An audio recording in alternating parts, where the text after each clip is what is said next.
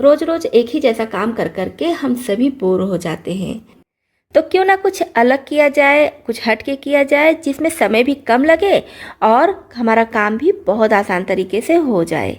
नमस्ते दोस्तों, मैं हूँ छाया और आपके अपने चैनल छाया रसोई में एक बार फिर से आपका बहुत बहुत स्वागत है।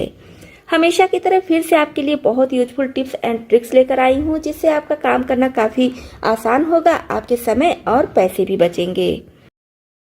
अभी मार्केट में आंवला खूब आ रहा है, तो हमारी ये टिप है आंवले को लेकर।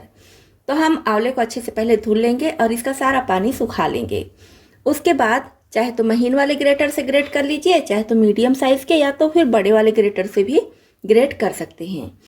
ग्रेट नहीं करना है तो छोटे छोटे टुकड़ों में इसको काट भी सकती हैं, क्योंकि इसको हमें सुखाना है। तो इस तरह से हम सारे आंवले को ग्रेट कर लेंगे और उसके बाद किसी थाली या प्लेट में फैलाकर धूप में अच्छे से सुखा लेंगे। तो अगर धूप अच्छी हो रही है तो 2 दिन में ही बहुत बढ़िया से ये सूख जाता है। धूप हल्की है तो 3 से 4 दिन भी लग सकता है। तो मेरे यहाँ बहुत तेज़ धूप थी और 2 दिन में ही ये आंवला बहुत अच्छे से सूख चुका है। तो इसके लिए हम मसाला तैयार करेंगे। तो गैस पर चढ़ा दी हूँ कढ़ाई। इसमें डालेंगे 1 छोटा चम्मच साबुत जीरा और 2 छोटा चम्मच अजवाइन। अजवाइन स्वास्थ्य के लिए बहुत ही लाभदायक होता है, डाइजेस्टिव होता है। जिस भी चीज़ में आप इसको डाल दीजिए वो चीज़ भी डाइजेस्टिव हो जाती है।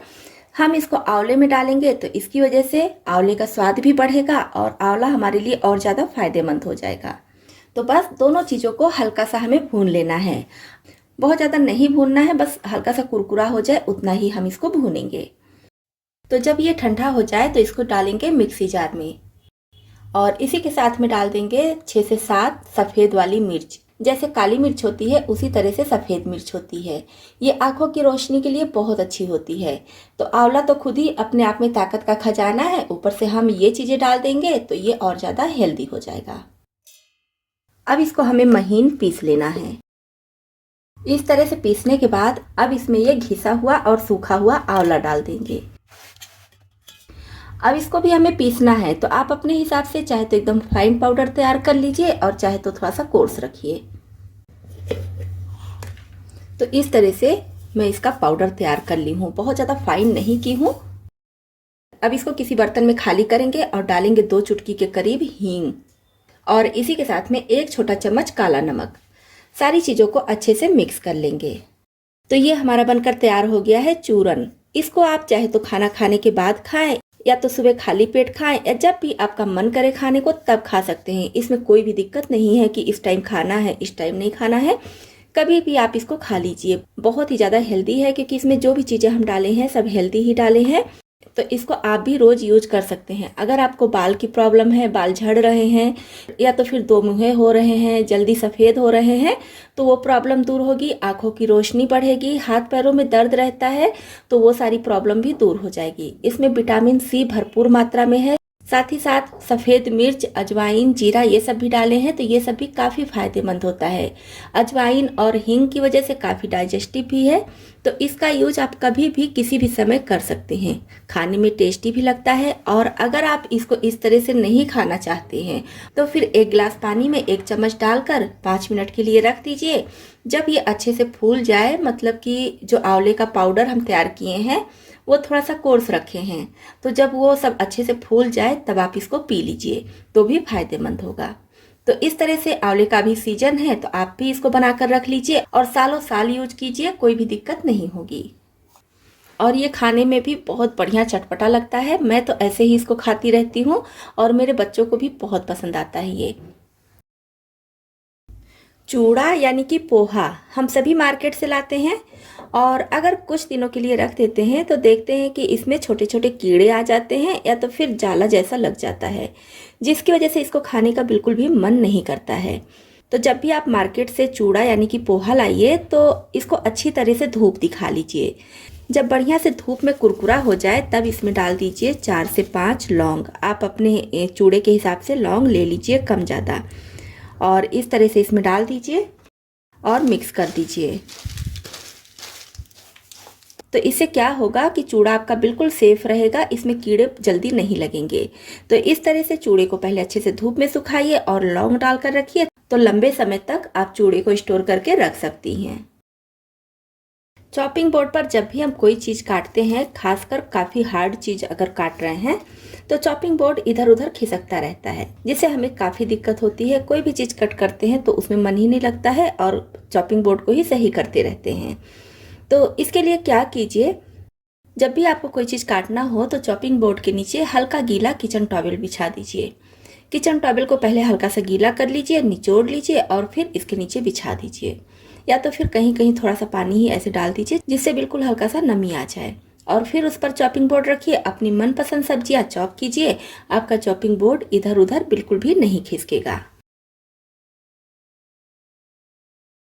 नारियल का तेल हम सभी के घरों में यूज होता ही है।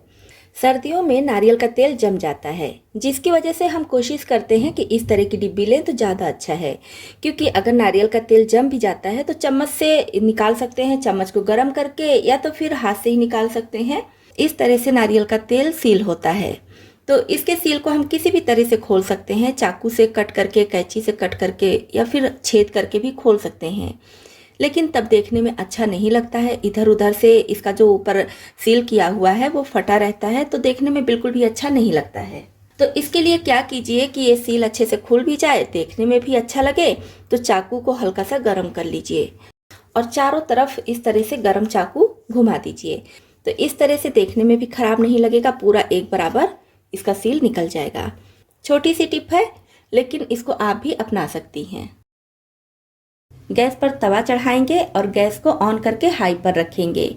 जब तवा अच्छे से गर्म हो जाए तो फ्लेम चाहे तो लो या फिर मीडियम कर दीजिए। अब सर्दी का समय है, सर्दी में कहीं ना कहीं हम सभी के शरीर में दर्द होता है।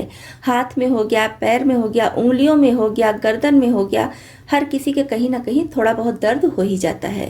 तो अगर आपके साथ भी ऐसी दिक्कत हो रही है, शरीर में कहीं भी ठंडी की वजह से दर्द है, तो इस तरह से गैस पर तवा चढ़ाकर अच्छे से गर्म कर लीजिए।